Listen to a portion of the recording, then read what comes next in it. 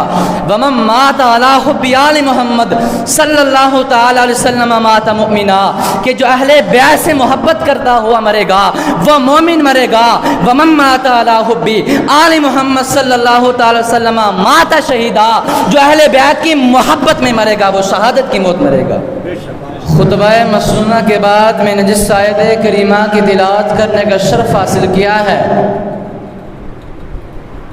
اللہ تبارک و تعالی اپنے مقدس کتاب قرآن مجید کے اندر ارشاد فرماتا ہے،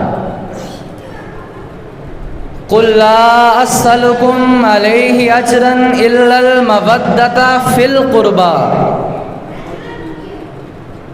جس کا مقدس اور مطہر ترجمہ یہ ہے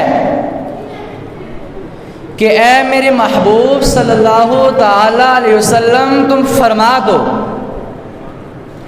کہ میں نے جو کچھ بھی تمہیں عطا کیا ہے میں اس پر تم سے کوئی اجرت طلب نہیں کرتا مگر قرابت کی محبت۔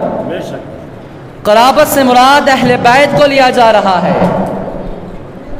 اللہ تبارک و تعالی نے قرآن مجید کے اندر ارشاد فرمایا، قُلْ لَا أَسْأَلُكُمْ عَلَيْهِ أَجْرًا إِلَّا الْمَوَدَّةَ فِي الْقُرْبَى، کہ میرے محبوب آپ اپنے امتیوں سے اعلان کر دیجئے، اپنے کلمہ پڑھنے والوں سے اعلان کر دیجئے کہ تمہیں جان ملی تو میرے صدقے سے ملی، تمہیں قرآن ملا میرے صدقے سے ملا، تمہیں رحمان ملا میرے صدقے سے ملا، بلکہ کائنات کے اندر جتنی بھی شے ہے، جتنی بھی مخلوق ہے، سب کچھ میرے صدقے سے ملا ہے۔ لا اسألکم علیہ اجرا، میں اس پر تم سے کوئی اجرت طلب نہیں کرتا، میں اس کا معاوضہ طلب نہیں کرتا، میں اس کی قیمت طلب نہیں کرتا، میں تم سے مانگنے کے لیے نہیں آیا ہوں بلکہ میں تمہیں عطا کرنے کے لیے آیا ہوں۔ لا اسألکم علیہ اجرا، اس پر کوئی اجرت طلب نہیں کرتا، الا المودۃ فی القربى، مگر قرابت کی محبت، مگر اہل بیت کی محبت۔ حضرات گرامی وقار، اللہ تبارک و تعالی قرآن مجید کے اندر ارشاد فرماتا ہے، انا اعطیناک الکوثر، کہ اے محبوب ہم نے آپ کو خیر کثیر عطا فرمایا۔ پھر رب تبارک و تعالی قرآن مجید کے اندر ارشاد فرماتا ہے، وَوَجَدَكَ عَائِلًا فَأَغْنَىٰ، کہ اے محبوب ہم نے آپ کو حاجت مند پایا تو غنی کر دیا۔ اب اللہ تبارک و تعالی نے اپنے حبیب کو حاجت مند پایا تو غنی کر دیا۔ پتہ یہ چلتا ہے اللہ کے حبیب ساری کائنات کے داتا ہیں، ساری مخلوق خدا اللہ کے حبیب کے در کی بھکاری ہے، سبحان اللہ۔ حضرات گرامی وقار، تو میں عرض کر رہا تھا اللہ تبارک و تعالی نے فرمایا، قُلْ لَا أَسْأَلُكُمْ عَلَيْهِ أَجْرًا، کہ محبوب فرما دو میں نے تمہیں جو کچھ بھی عطا کیا ہے اس پر اجرت طلب نہیں کرتا۔ تو اللہ کے حبیب فرماتے ہیں کہ اے میرے امتیوں، اے میرے کلمہ پڑھنے والوں، اے میرے غلاموں، میں نے جو کچھ بھی تمہیں عطا کیا ہے میں اس پر تم سے کوئی اجرت طلب نہیں کرتا مگر قرابت کی محبت۔ اللہ کے پیارے حبیب صلی اللہ تعالی علیہ وسلم ارشاد فرماتے ہیں کہ تم میری لخت جگر سیدۃ النساء فاطمہ الزہرا رضی اللہ تعالیٰ عنہ سے محبت کرنا، ان کی توقیر کرنا، تم میرے حسنین کریمین سے محبت کرنا، اور جو ان سے محبت کرے گا بارگاہ خدا بندی سے اسے اجر یہ ملے گا۔ ومن مات علی حب آل محمد صلی اللہ تعالی علیہ وسلم مات مؤمنا، کہ جو اہل بیعت سے محبت کرتا ہوا مرے گا وہ مومن مرے گا۔ ومن مات علی حب آل محمد صلی اللہ تعالی وسلم مات شہیدا، جو اہل بیعت کی محبت میں مرے گا وہ شہادت کی موت مرے گا۔ پھر اللہ کے حبیب نے فرمایا، وَحُرِّمَتُ الْجَنَّةُ عَلَىٰ مَنْ ظُلِمَ أَهْلَ بَيْتِي، کہ جس نے میرے اہل بیت پر ظلم کیا اس پر جنت حرام ہے۔ شاعر کہتا ہے کہ بے اجازت جن کے گھر جبریل بھی آتے نہیں، بے اجازت جن کے گھر جبریل بھی آتے نہیں، قدر والے جانتے ہیں قدر شان اہل بیت، اور بے ادب گستاخ فرقہ کو سنا دے اے حسن، یوں کہا کرتے ہیں سنی داستان اہل بیت۔ حضرات گرامی وقار میں عرض کر رہا تھا اللہ کے پیارے حبیب صلی اللہ تعالی وسلم نے ارشاد فرمایا، کہ تم میرے نواسوں سے محبت کرنا، ان کی توقیر کرنا، جن نے ان سے محبت کی اس نے ہم سے محبت کی، جس نے ان سے دشمنی رکھی اس نے ہم سے دشمنی رکھی، جس نے ان کو غضبناک کیا اس نے ہم کو غضبناک کیا، اور اب جس نے اللہ کی حبیب کو غضبناک کیا، جس نے اللہ کے حبیب کو غضبناک کیا اس نے اللہ تبارک و تعالیٰ کو غضبناک کیا، اب جس نے رب تبارک و تعالیٰ کو غضبناک کیا اس کا ٹھکانہ دوزخ ہے۔ اب یہاں سے پتہ چلتا ہے کہ اللہ کے پیارے حبیب صلی اللہ تعالیٰ علیہ وسلم ان اپنے نواسوں سے، اپنے شہزادوں سے کس طرح محبت کرتے تھے۔ اللہ کے حبیب فرماتے ہیں حسین منی وانا من الحسین احب اللہ من احب حسینا، کہ حسین مجھ سے ہیں، میں حسین سے ہوں، اللہ اس سے محبت کرتا ہے جو حسین سے محبت کرتا ہے۔ حضرات گرامی وقار، حضرت اسامہ بن زید رضی اللہ تعالیٰ عنہ سے روایت ہے، وہ لکھتے ہیں کہ میں اللہ کے پیارے حبیب صلی اللہ تعالیٰ علیہ وسلم کی بارگاہ میں گیا تو اللہ کے پیارے حبیب صلی اللہ تعالیٰ علیہ وسلم جب حاضر ہوئے تو اس حالت میں تھے کہ آپ ایک کملے مبارک اوڑھے ہوئے ہیں اور اس میں کوئی چیز ابری ہوئی ہے جس سے معلوم یہ ہو رہا ہے کہ یقیناً اس کے اندر کوئی چیز ہے۔ وہ فرماتے ہیں کہ جب میں اپنے اس دنیا سے فارغ ہوا، عرض کیا یا رسول اللہ صلی اللہ تعالیٰ علیہ وسلم، میرے ماں باپ آپ پر قربان ہو جائیں، آپ کی آغوش مبارک کے اندر کیا چیز ہے؟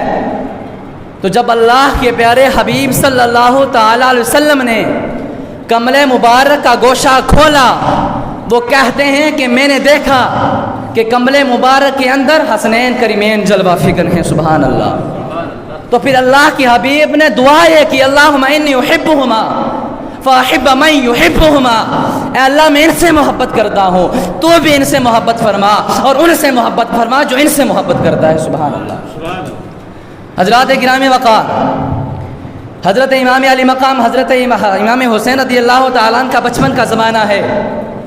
اللہ کے پیارے حبیب نبی کریم صلی اللہ تعالی وسلم نماز پڑھا رہے ہیں، مصلی پہ ہیں۔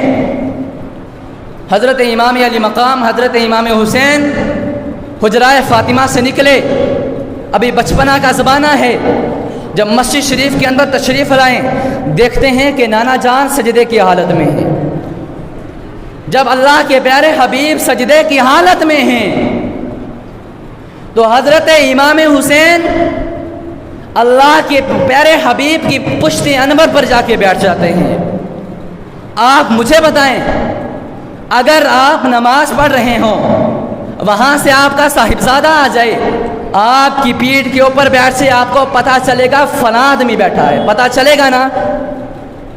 تو جب اللہ کے پیارے حبیب کی پشت انور پر اللہ کے حبیب کے نواسے حضرت امام حسین بیٹھے ہیں تو اللہ کے پیارے حبیب نے سجدے کو طویل فرما دیا، سجدے کو لمبا فرما دیا۔ یہاں سے باتیں یہ اٹھتی ہیں کہ اگر نماز کے اندر اللہ کے پیارے حبیب کا ذکر آ جائے، ان کی یاد آ جائے تو نماز مکروہ ہو جاتی ہے، نعوذ باللہ۔ حضرت امام حسین کیا ہیں؟ امتی ہے نا۔ اگر نبی کو امتی کا خیال آ سکتا ہے، نبی کی نماز ٹوٹ نہیں سکتی ہے۔ جب امتی کو نبی کا خیال آ سکتا ہے تو امتی کی نماز کیسے ٹوٹ سکتی ہے؟ حضرت امام حسین امتی، اللہ کے پیارے حبیب نبی، تو نبی کو امتی کا خیال آیا ہے۔ وہ کہتے ہیں کہ اگر امتی کو نبی کا خیال آ جائے نماز مکروہ ہو سکتی ہے۔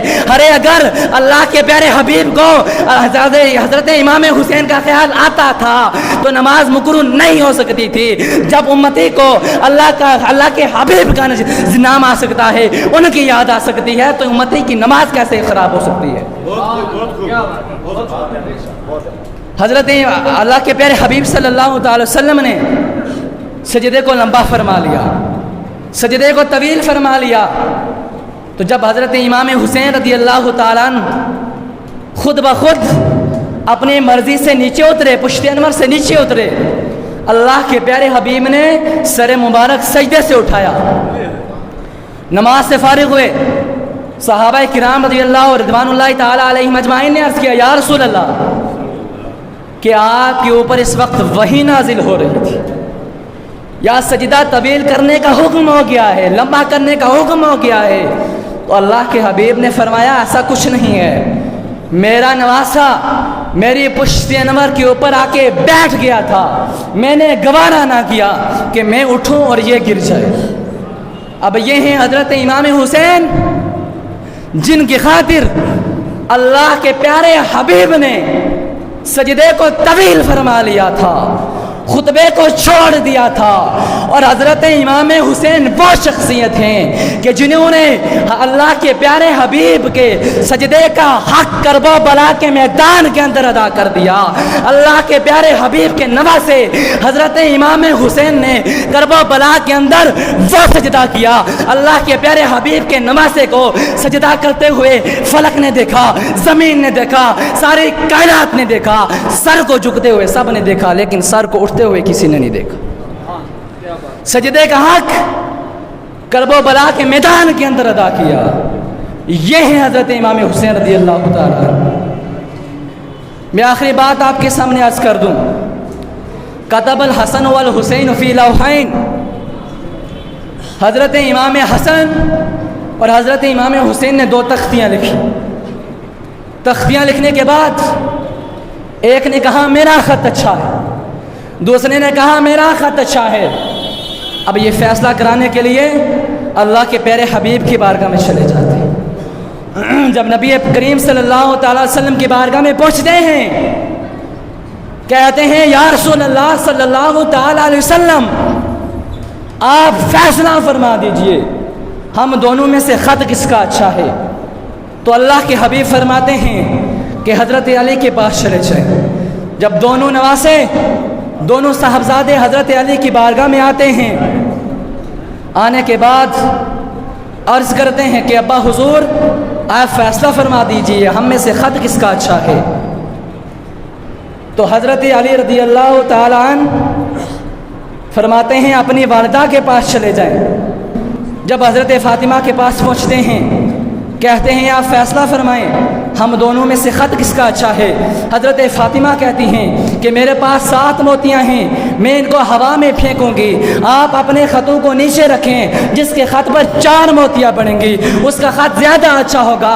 جب دونوں نواسوں نے، دونوں صاحبزادہ نے تختیاں نیچے رکھیں، سیدۃ النساء فاطمہ الزہرا نے جب ان موتیوں کو ہوا میں پھینکا، 3 حضرت امام حسن کے خط پر پڑی، 3 حضرت امام حسین کے خط پر پڑی۔ اب جو ایک موتی بچ گئی تھی وہ اللہ کے حکم سے ہوا میں معلق ہوگی۔ اللہ تبارک و تعالیٰ نے حضرت جبرائیل کو حکم دیا آدھی حضرت امام حسن کے خط پر رکھ دو، آدھی حضرت امام حسین کے خط پر رکھ دو۔